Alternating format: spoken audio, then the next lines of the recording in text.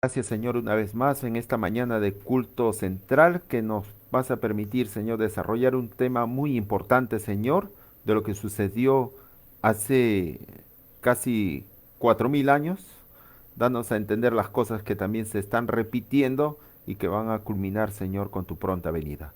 Ayúdanos, Señor, a entender este tema de la elección de Sodoma y Gomorra, sus descubrimientos y su lección para nuestros días. Favorecemos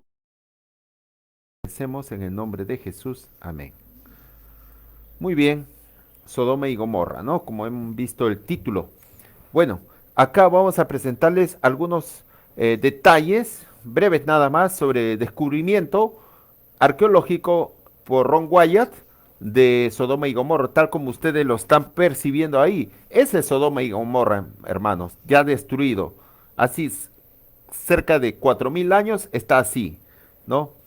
Lleno de polvo blanco ahí del azufre que cayó del cielo, ¿no? Como juicio de Dios a esa ciudad que se había vuelto como ahora se está volviendo el mundo, ¿no?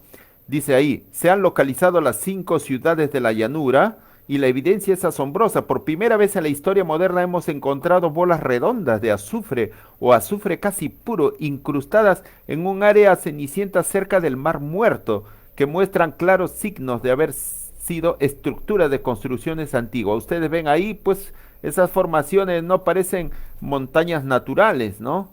Vamos a ver acá justamente otro detalle, ¿no? Ahí vemos arriba, ¿no?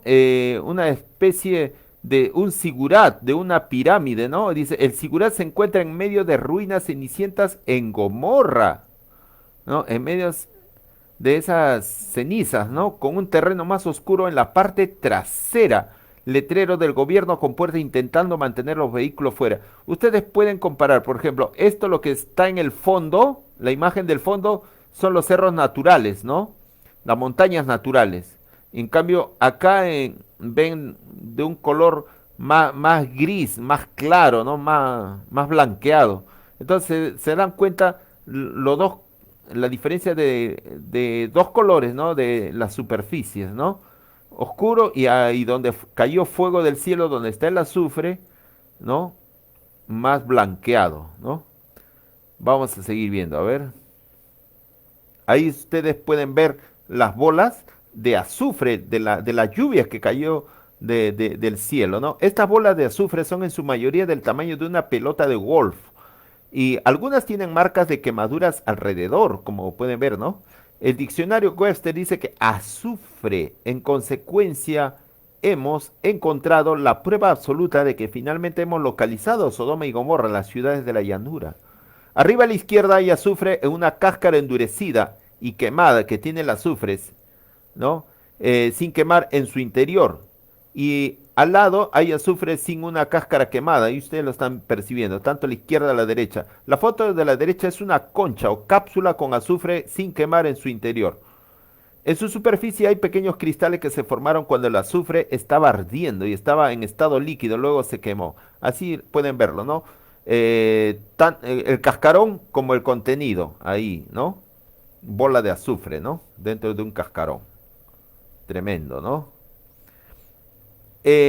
Arriba, ¿no? Quitar la tapa de un caparazón de azufre revela una bola redonda de azufre dentro, ¿no? Ahí ustedes pueden ver cómo las tierras están regadas ahí, las cáscaras, con la bola de azufre en el interior del cascarón. Hay más pruebas, ¿no? Cada una de las ciudades de la llanura contiene evidencia de azufre que Dios hizo llover sobre las ciudades para destruirlas. El azufre aquí encontrado está compuesta por un 96 a 98% de pureza de azufre, hermanos, con trazas de magnesio que crean una quemadura a temperatura extremadamente alta. Este es el único lugar en la Tierra donde se puede encontrar azufre monoclínico puro al 96% de una bola redonda. Este azufre no es de ningún tipo de actividad geotérmica, ya que no hay evidencia tal en el área. Y los nódulos geotermales de azufre son solo un 40% de azufre puro y son de tipo rómbico. Así pues, los azufres normales que se encuentran en cualquier parte de la Tierra son de un 40% nada más, ¿no? De pureza, pero encontrado en este lugar del Mar Muerto, es pues del 96 al 98%, casi más del doble de la pureza de los azúfares encontrados normalmente en cualquier superficie de la Tierra. Tremendo. Esta es una evidencia pues de que ha sido real el relato bíblico, ¿no? Ahora ustedes pueden ver, mira, allí esos círculos, esas formas que hay allí, eh, eh, cíclicas, ¿no? Del, del ardor que ha habido. Mira, eso pueden ver ahí. Ese es Sodoma y Gomorra. Ese es justamente una de las detalles de las paredes, cómo fueron consumidas. Las temperaturas de combustión extremadamente altas crearon una capa de ceniza de múltiples sombras que se formó por ionización térmica causada por electrodos que se repelen y atraen, creando un efecto de remolino en los restos. Pueden ver ahí. Parecen mareas, parecen remolinos, esas figuras que se puede encontrar allí a vista. Y ahí justamente hay azufre. Bien claro está. Acá pueden ver una esfinge, tipo esa esfinge de cabeza de león y que hay ahí en Egipto. Parecido también había aquí también en la ciudad de Sodoma y Gomorra. Y eso es justamente una esfinge destruida, quemada, ¿no? Y esto está pues en el borde, en la entrada de la ciudad, de ahí, de Sodoma y Gomorra. Ellos pensaron que esta esfinge los protegería, pero también fue consumida por la destrucción del fuego y el azufre. Era idolatría, pues. Bueno, ¿qué dice la sierva de Dios de todas estas cosas, no? Leyendo el libro de Patriarcas y Profetas, dice sobre Sodoma y Gomorra, la abundancia general, ¿no? Porque era una ciudad próspera, una ciudad donde había gente rica en Sodoma y Gomorra, ¿no? La abundancia general dio origen al lujo y al orgullo. La ociosidad y las riquezas endurecen el corazón que nunca ha estado oprimido por la necesidad ni sobrecargado por el pesar. El amor a los placeres fue fomentado por la riqueza y la ociosidad, y la gente de Sodoma se entregó a la complacencia sensual. ¿Qué dice el profeta Ezequiel? He aquí que esta fue la maldad de Sodoma, tu hermana.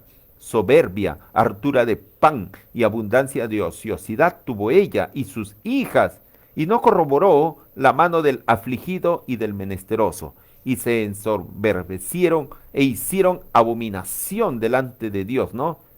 Y quítelas como vi bueno, interesante. Así clama el profeta Ezequiel.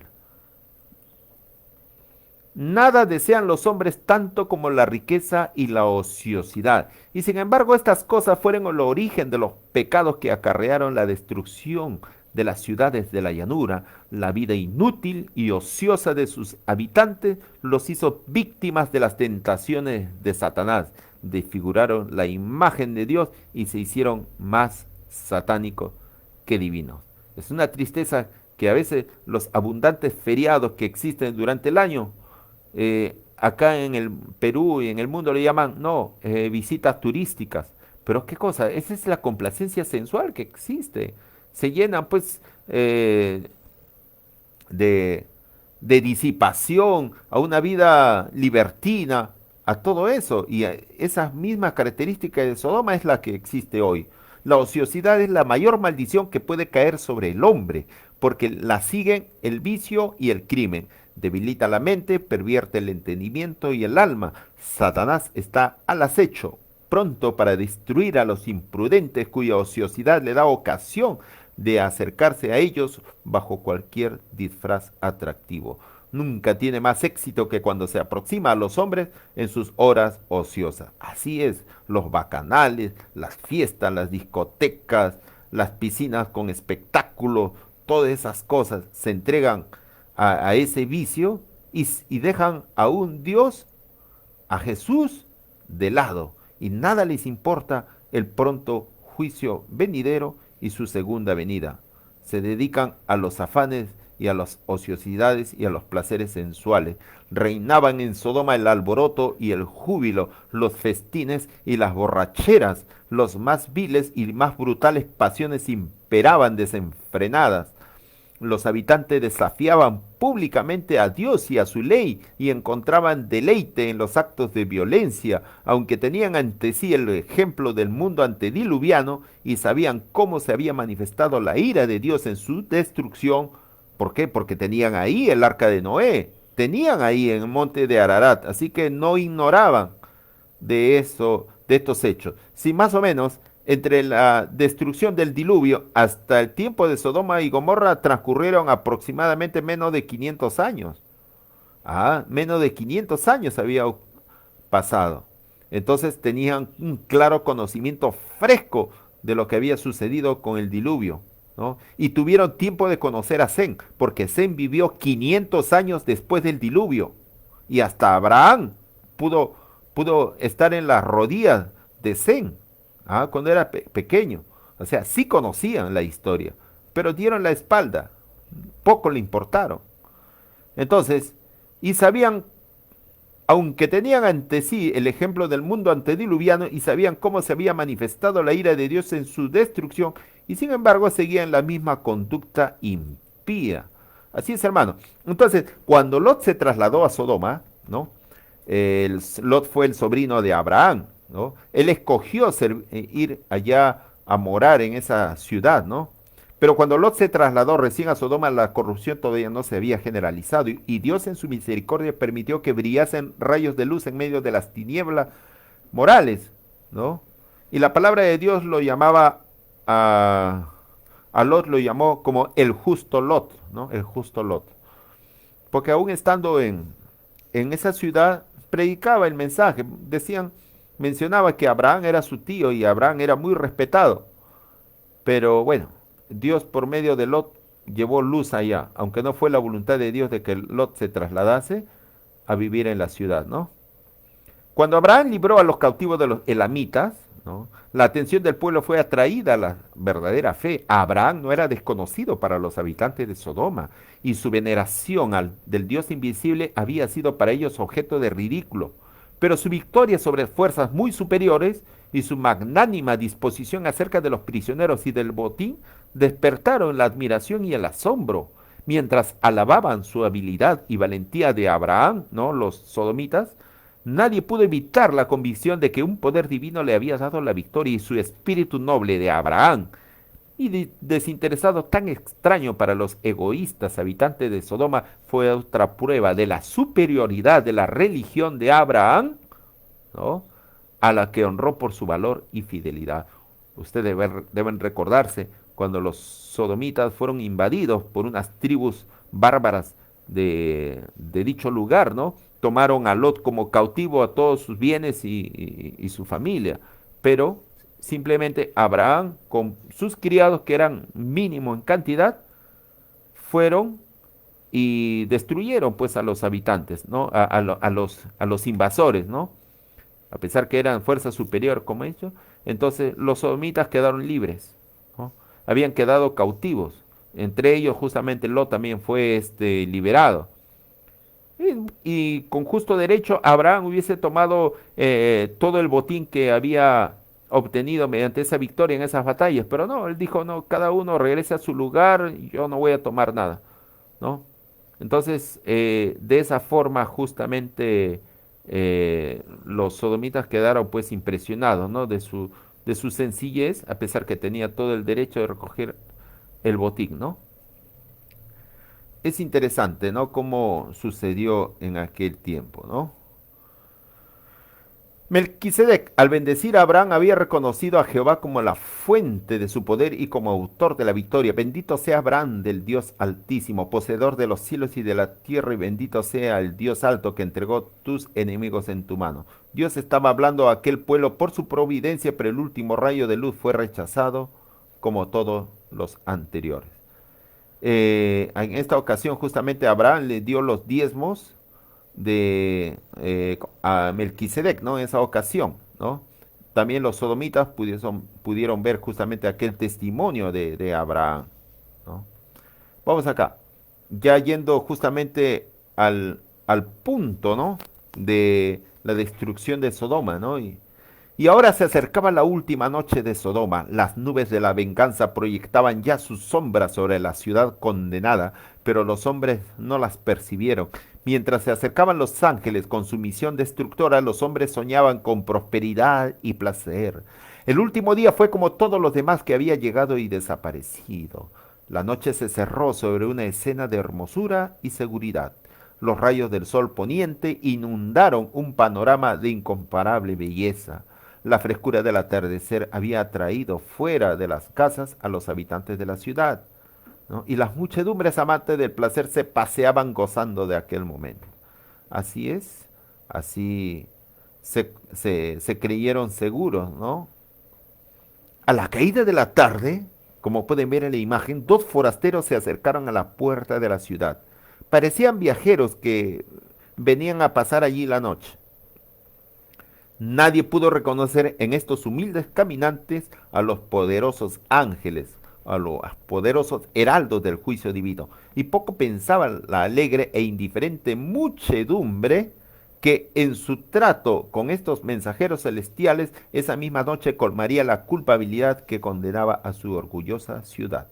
Pero hubo un hombre que demostró a los forasteros una amable atención, convidándolos a su casa. No conocía el verdadero carácter de los visitantes, pero la cortesía y la hospitalidad era una costumbre en él, era una parte de su religión, eran lecciones que había aprendido del ejemplo de su tío Abraham. Si no hubiera cultivado este espíritu de cortesía, habría sido abandonado para que muriera con los demás habitantes de Sodoma. Muchas familias, al cerrar sus puertas a un forastero, han excluido a algún mensajero de Dios que les habría proporcionado bendición, esperanza y paz. Eso es lo que narra. Y como pueden ver ahí en la imagen, Lot justamente, cortésmente, saludando e invitándolo a los dos ángeles a su casa.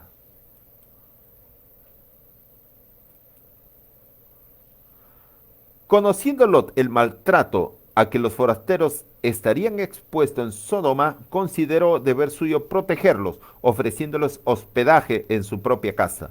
Estaba sentado a la puerta de la ciudad cuando los viajeros se acercaron y al verlo se levantó para ir a su encuentro e inclinándose cortésmente le dijo, ahora pues, mis señores, os ruego que vengáis a casa de vuestro siervo y os hospedéis. Eso está en Génesis 19. Pareció que los ángeles no rehusaban su hospitalidad cuando contestaron, no, no te preocupes, que en la plaza nos quedaremos esta noche. Imagínense. Pero estaba dando evidencia, ¿no? A ver qué respondería Lot, ¿no?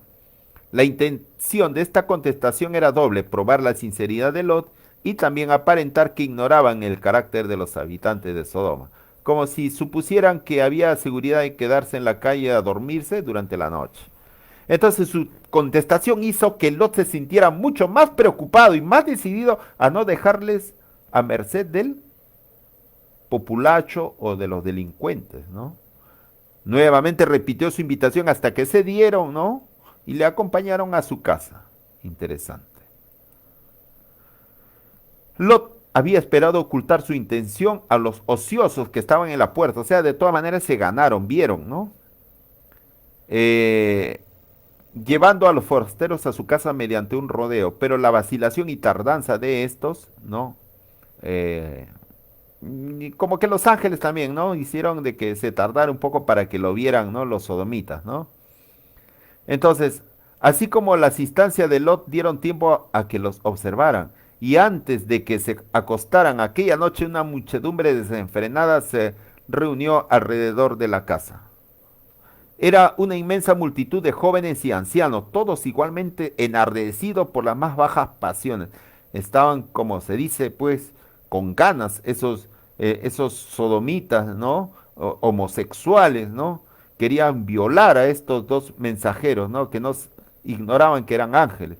Entonces los forasteros se habían informado del carácter de la ciudad y Lot les había advertido que no se atrevieran a salir de la casa por la noche. En ese momento se oyeron los gritos y las burlas de la muchedumbre que exigía que sacaran afuera a esos dos hombres forasteros, ¿no? Sabiendo Lot que si provocaba la violencia de esta gente podrían derribar fácilmente la puerta de su casa. Entonces salió a ver si podía conseguir algo mediante la persuasión y dijo así, os ruego, hermanos míos, que no hagan tal maldad, sirviéndose de la palabra hermanos, ¿no? En el sentido de vecinos. Esperaban conciliárselos y avergonzarlos de sus malos propósitos. Pero sus palabras fueron como aceite sobre las llamas. La ira de la turba creció como una rugiente tempestad. Se burlaron de Lot por intentar hacerse juez de estos dos visitantes y le amenazaron con tratarle peor de como intentaban tratar a sus huéspedes. Se abalanzaron sobre Lot y le habrían despedazado si no lo hubiesen librado los ángeles de Dios. Los mensajeros celestiales alargaron la mano y metieron a Lot en casa con ellos y cerraron las puertas. Los sucesos que siguieron manifestaron el carácter de los huéspedes a quienes habían alojado, y a los hombres que estaban a la puerta de la casa, desde el menor hasta el mayor, hirieron con ceguera los ángeles, ¿no? Mas ellos se fatigaban por hallar la puerta, por encontrar, si por el endurecimiento de su corazón, no hubiesen sido afectados por doble ceguedad. El golpe que Dios les asestara los habría atemorizado y hecho desistir de sus obras impías. Hubo un poder extraordinario de los ángeles, ¿no? Dice que los ángeles alargaron su mano y metieron a Lot dentro de su casa. Esto me hace recordar a esos cómics, a esas películas que dan de los Cuatro Fantásticos, donde hay un hombre elástico, ¿no? Que alarga su mano, ¿no? Como siempre Satanás, ¿no? Dando a conocer en esas películas, ¿no? La característica que tienen los ángeles, ¿no? Pero en la película lo hace bajo otra figura. Entonces ahí dice que los ángeles alargaron su mano y tomaron a Lot y lo metieron en su casa. Y encima estos ángeles los volvió ciegos a esos homosexuales, ¿no? Sodomitas. Entonces, para que no siguieran pues golpeando y derribar la puerta, ¿no? Entonces sigue así, ¿no? Es lo peor que hicieron. Aquella última noche, ¿no? No se distinguió porque se cometieran mayores pecados que en otras noches anteriores, pero la misericordia, tanto tiempo despreciada, al fin cesó de interceder por ellos. Los habitantes de Sodoma habían pasado los límites de la misericordia de Dios, el límite oculto entre la paciencia de Dios y sus juicios y su ira. Los fuegos de su venganza estaban por esconderse entonces o encenderse en el valle de Sidín. Tal como ustedes pueden ver, esa bacanal, esa orgía que existía justamente en Sodoma y Gomorra. Entonces, los ángeles manifestaron a Lot el objeto de su misión. Vamos a destruir este lugar, por cuanto el clamor de ellos ha subido de punto delante de Jehová. Por tanto, Jehová nos ha enviado para destruirlo. Esas fueron las palabras de los ángeles. Los forasteros a quienes Lot había tratado de proteger le prometieron a su vez protegerlo a él y salvar también a todos los miembros de su familia que huyeran con él de la ciudad impía. La turba ya cansada se había marchado, ¿no? Ciegos, ¿no? Y Lot salió para avisar a sus yernos. Repitió las palabras de los ángeles: levántese, salgan de este lugar, porque Jehová va a destruir esta ciudad. Ese fue el mensaje de Lot a sus yernos y a sus hijas. Pero a ellos les pareció que Lot bromeaba. Se rieron de lo que llamaron sus temores supersticiosos. Sus hijas se dejaron convencer por la influencia de sus maridos. ¿Se dan cuenta? Las hijas de Lot se habían casado, habían contraído matrimonio o convivido con esos sodomitas, con gente infiel. ¿Y cuál fue la consecuencia? Su perdición. Fueron quemados en las llamas. Ahí está. Tú joven o tú señorita que dice ser adventista remanente, quiere ser destruido por las 7 plagas postreras, pues anda, comprométete con una persona mundana y cásate y vas a ver tu consecuencia. La lección lo estamos viendo ahora. Los que son los cónyuges desiguales, los cónyuges mixtos, ahí lo tienes, hermano. Más claro no puede ser. Lleno de dolor regresó Lot a su casa y contó su fracaso, pues. Entonces los ángeles le mandaron levantarse, llevar a su esposa y a sus 2 hijas solteras que estaban en la casa y abandonar la ciudad. Pero Lot se demoraba, le dolía, pues.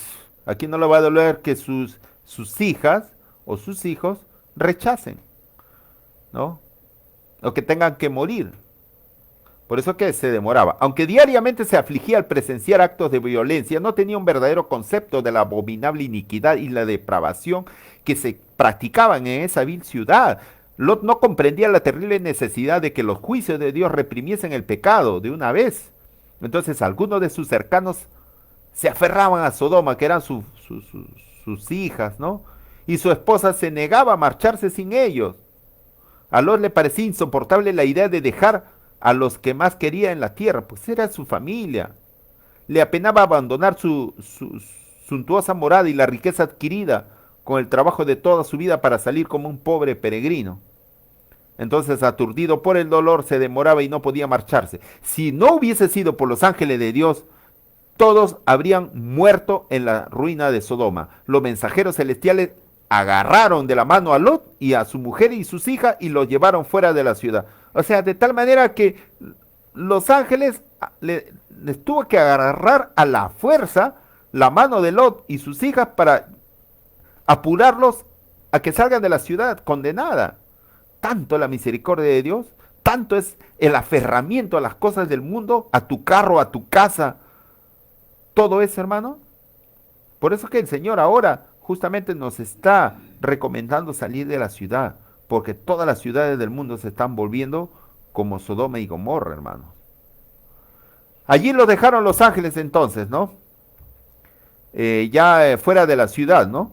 Y se volvieron a Sodoma para cumplir su obra de destrucción. Otro, Jesús, ¿no? Aquel a quien había implorado Abraham se acercó a Lot, ya en la montaña, ¿no? En todas las ciudades de la llanura no se había encontrado ni siquiera 10 justos, pero en respuesta al ruego del patriarca, el hombre que temía a Dios fue preservado de la destrucción. Con vehemencia aterradora se le dio el mandamiento: escapa por tu vida, le dijo Jesús a Lot, escapa por tu vida, no mires tras ti, ni pares en toda esta llanura, escapa al monte, no sea que mueras. Cualquier tardanza o vacilación sería ahora fatal. Al retrasarse por echar una sola mirada a la ciudad condenada, el detenerse un solo momento, sintiendo dejar un hogar tan hermoso, les habría costado la vida. La tempestad del juicio divino solo esperaba que estos pobres fugitivos escapasen. Así, no había marcha atrás. Eran los juicios divinos. Pero Lot, confuso y aterrado, protestó que no podía hacer lo que se le exigía por temor a que le ocurriera algún mal que le causara la muerte. Mientras vivía en aquella ciudad impía, en medio de la incredulidad, su fe había disminuido de Lot. Pero el príncipe del cielo, Jesús, estaba a su lado y sin embargo rogaba por su vida como si el Dios que había manifestado tanto cuidado y amor hacia él no estuviera dispuesto a seguir protegiéndolo. Lot debiera haber confiado plenamente en el mensajero divino, poniendo su voluntad y su vida en las manos del Señor, sin duda ni pregunta alguna. Pero como tantos otros, trató de hacer planes por sí mismo. Y Lot le dijo a Jesús así: he aquí, ahora esta ciudad está cerca por ir allá, la cual es pequeña, escaparé por ahora allá. ¿No es ella pequeña y vivirá mi alma? La ciudad mencionada aquí era Bela, que más tarde se llamó Zoar. Estaba a pocas millas de Sodoma, era tan corrompida también como esta y también condenada a la destrucción, pero Lot rogó que fuese conservada, insistiendo en que era poco lo que pedía y lo que deseaba Dios lo otorgó. El Señor le aseguró: he aquí, he recibido también tu oración, tu súplica sobre esto, y no destruiré la ciudad de Bela de que has hablado. ¿Cuánta es la misericordia de Dios hacia sus extraviadas criaturas, hermano? A veces el Señor nos dice una cosa que va a actuar el Señor, pero nosotros le pedimos, le rogamos a Dios algo que no es su voluntad para que fuese conservada, pero Dios nos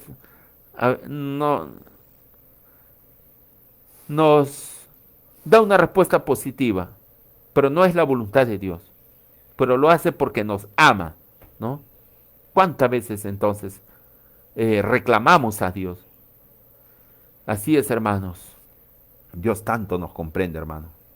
Otra vez se le dio la solemne orden de apresurarse, pues la tempestad de fuego tardaría muy poco en llegar. Pero una de las personas fugitivas, ¿no?, la esposa de Lot, se atrevió a mirar hacia atrás, hacia la ciudad condenada, y se convirtió en estatua de sal, en monumento del juicio de Dios. Si Lot mismo no hubiese vacilado en obedecer a la advertencia del ángel, y si hubiese huido con prontitud hacia las montañas, sin una palabra de súplica ni de protesta, su esposa también habría podido escapar. ¿Se dan cuenta? La influencia del ejemplo de él la habría salvado del pecado que selló su condenación, pero la vacilación y la tardanza de él la indujeron a ella a considerar livianamente la amonestación de Dios. Mientras su cuerpo estaba en la llanura, su corazón se hacía de Sodoma y con Sodoma murió. Se rebeló contra Dios porque sus juicios arrastraban a sus hijos y sus bienes a la ruina. Aunque fue muy favorecida al ser llamada que saliera de la ciudad impía, creyó que se le trataba duramente. ¿Por qué tenía que dejar para ser destruida las riquezas que habían acumulado con el trabajo de muchos años? En vez de aceptar la salvación con gratitud, miró hacia atrás presuntuosamente, deseando la vida de los que habían despreciado la advertencia divina. Su pecado mostró que no era digna de la vida por cuya conservación sentía tan poca gratitud. Así es, hermano.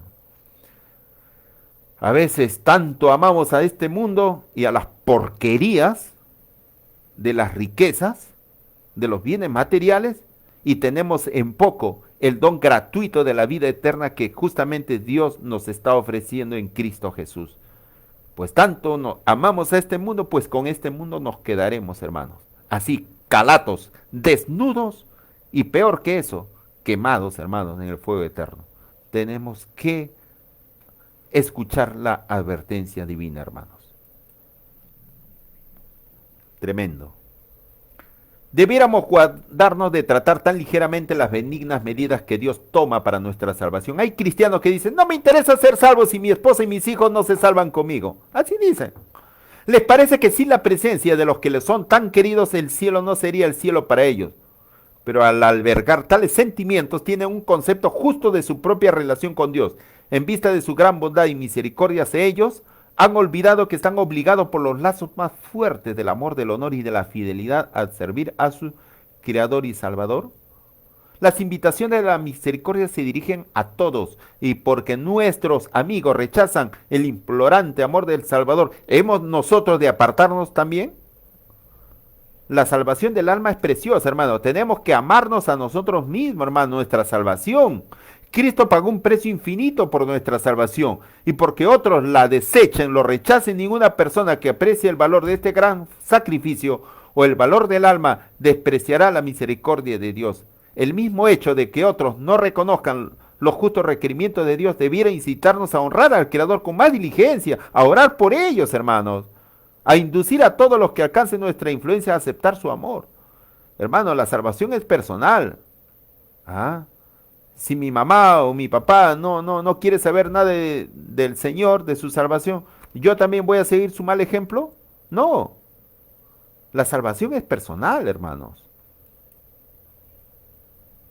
Debemos apreciar el don gratuito de Dios.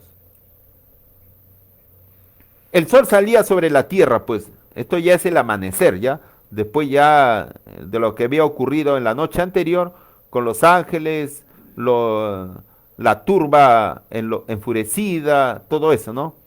El sol salía sobre la tierra cuando Lot llegó a Zoar, ¿no? A la ciudad que intercedió donde escapar, ¿no? Entonces los claros rayos matutinos parecían anunciar solo prosperidad y paz a las ciudades de la llanura. Empezó el ajetreo, ¿no?, de la vida diaria por las calles. Juan Carlos salió a manejar su taxi driver, ¿no?, diario. Josefina salió pues al mercado a comprar las cosas para la semana. Roxana salió pues allí a vender desayuno ahí en la plaza de Armas de Sodoma, etcétera, etcétera, ¿no? Toda la rutina, ¿no? Toda la rutina, ¿no? La gente se iban a trabajar en el banco, etcétera, toda la faena. Eran más o menos las 8 de la mañana, ¿no?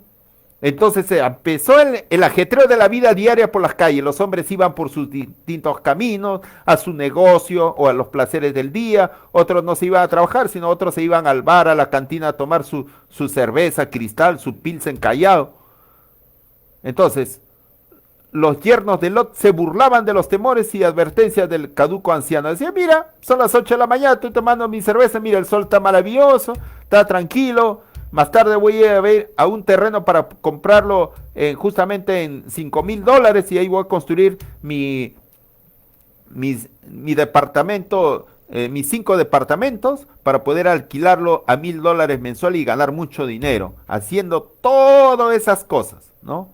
Todas esas cosas, los burladores, como si nada va a pasar. De repente, como un trueno, en un cielo despejado se desató la tempestad. El Señor hizo llover fuego y azufre del cielo sobre las ciudades y la fértil llanura, sus palacios y templos, las costosas moradas, los jardines y viñedos, la muchedumbre amante del placer que la noche anterior había injuriado a los mensajeros del cielo, todo fue consumido. El humo de la conflagración ascendió al cielo como si fuera el humo de un gran horno, y el hermoso valle de Sirín se convirtió en un desierto, un sitio que jamás había de ser reconstruido ni habitado, como testimonio para todas las generaciones de la seguridad con que el juicio de Dios castiga el pecado, tal como ustedes han podido ver al comienzo, esas ruinas totalmente inhabitables, un desierto de cenizas de azufre. Eso es evidencia. Evidencia.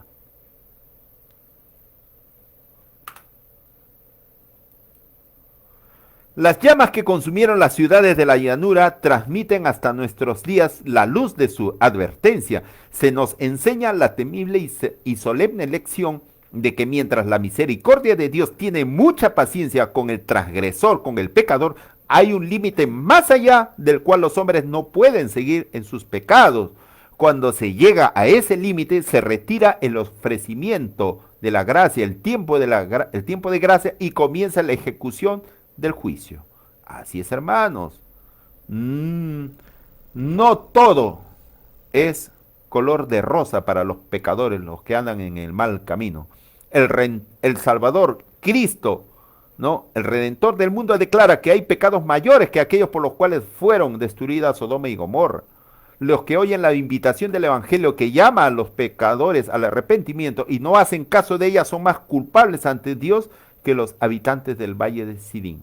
Mayor aún es el pecado de los que aseveran conocer a Dios y llamarse cristianos y llamarse pastores y llamarse ministros o llamarse pues líderes, ¿no? De los ministerios de sostén propio, pero no hacen la voluntad de Dios. Dice, mayor aún es el pecado de los que aseveran conocer a Dios y guardar su mandamiento y sin embargo niegan a Cristo en su carácter y en su vida diaria, por más consejo que pueda recibir.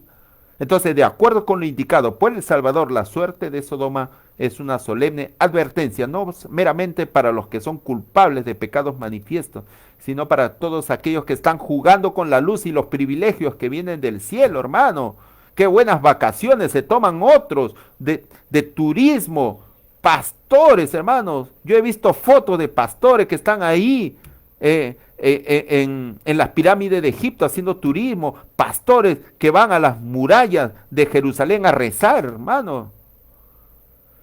Terrible, hermanos, conociendo las cosas, incumpliendo el deber que Dios ha dado de dar el mensaje, hermanos. Qué tristeza. La depravación y la apostasía que existirán en los últimos días en el mundo religioso se le presentó al profeta Juan en la visión de Babilonia, la grande ciudad que tiene reino sobre los reyes de la tierra. Antes de que sea destruida se ha de oír la llamada del cielo: salid de ella, pueblo mío, porque no seáis partícipes de sus pecados y no recibáis de sus plagas. Como en días de Noé y Lot, es necesario separarse decididamente del pecado y de los pecadores. No puede haber transigencia entre Dios y el mundo, ni se puede volver atrás para conseguir tesoros terrenales. No puede servir a Dios y a Mamón, a las riquezas. Así como ven en las imágenes, ese libertinaje, ese desenfreno, esa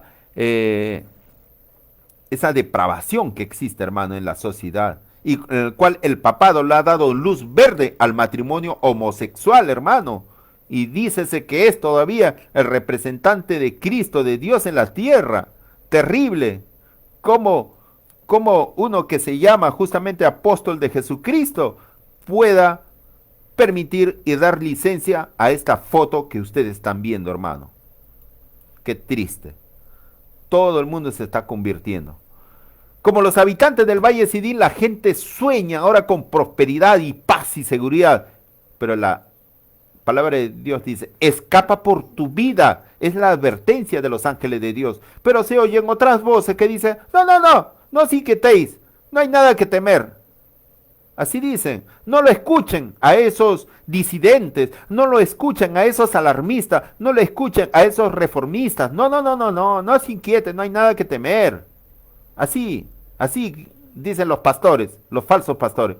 La multitud vocea paz y seguridad, como la ONU, el Papa, todo, ¿no? Mientras el cielo declara que una rápida destrucción está por caer sobre el transgresor. En la noche anterior a su destrucción, las ciudades de la llanura se entregaban desenfrenadamente a los placeres y se burlaron de los temores y advertencias del mensajero de Dios, que era Lot. Pero aquellos burladores murieron en las llamas. En aquella misma noche la puerta de la gracia fue cerrada para siempre para los impíos y descuidados habitantes de Sodoma, hermano. Dios no será siempre objeto de burla. No se jugará mucho tiempo con el Señor. He aquí, el día de Jehová viene crudo y de saña y ardor de ira para tornar la tierra en soledad y raer de ella sus pecadores. La inmensa mayoría del mundo desechará la misericordia de Dios y será sumida en pronta e irremisible ruina. Los que procuran, acá va el consejo para los padres, los que procuran para sus hijos riquezas y honores terrenales a causa de sus intereses eternos, comprenderán al fin que estas ventajas son una terrible pérdida. Como Lot, muchos ven a sus hijos arruinados y apenas salvan su propia alma. La obra de su vida se pierde y resulta en triste fracaso.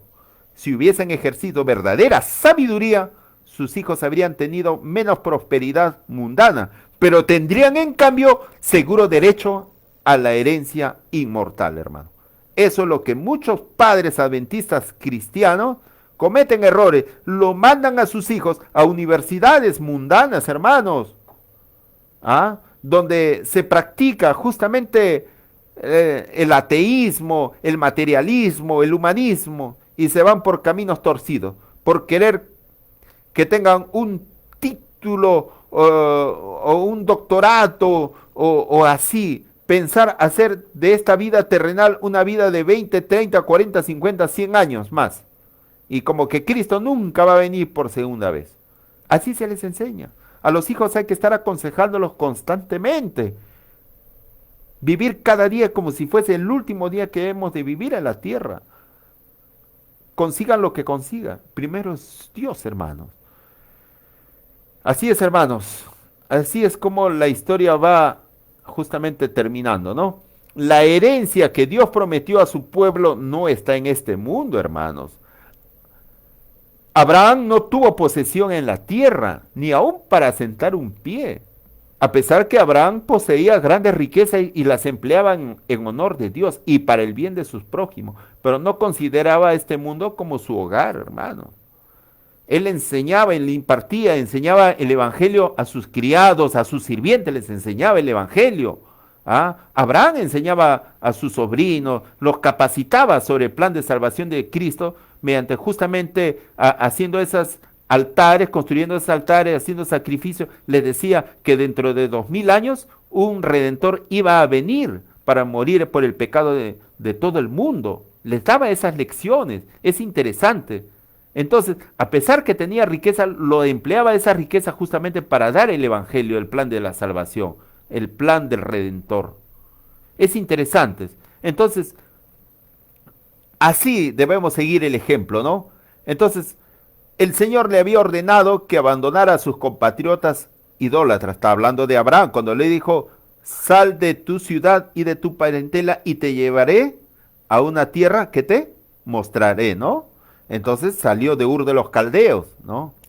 Entonces, con la promesa de darle la tierra de Canaán como posesión eterna, y sin embargo, ni Abraham, ni su hijo Isaac, ni su nieto Jacob la recibieron. Cuando Abraham deseó un lugar donde sepultar sus muertos, ¿no? Tuvo que comprar a los cananeos, a la tierra prometida, tuvo que comprarlo con su dinero. Bueno, aunque sí tenía, ¿no? Su única posesión en la tierra prometida fue aquella tumba cavada en la peña de la cueva de Macpela, donde enterró justamente a Sara, su esposa, a su hijo Isaac, etcétera, ¿no? A todos, a sus descendientes, ¿no? Pero tuvo que comprarlo.